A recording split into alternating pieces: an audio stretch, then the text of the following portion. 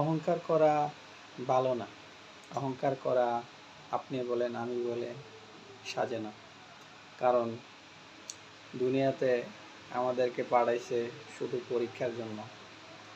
দুনিয়াতে যাই কিছু দেখেন না, সব কিছু কিন্তু সৃষ্টিকর্তা আমাদেরকে ক্ষণিকের জন্য পাঠাইছে বুক বিলাসিতা করার জন্য। যাই কিছু আছে কোনো কিছু আমার আপনার না, শুধু নামমাত্র ব্যবহারকারী। অহংকার করা এ কারণে ভালো না, এই দুনিয়ার মায়া ছেড়ে চলে যেতে হবে। কোনো কিছুই আপনি আমি নিয়ে যেতে পারবো না, এটাই বাস্তব, এটাই সত্য। এটাই যখন হৃদয়ে ধারণ করবেন তখন তখন দেখবেন অহংকার জিনিসটা আপনার ভিতরে কাজ করবে না। আর অহংকারকারীকে আল্লাহ কখনো পছন্দ করেন না।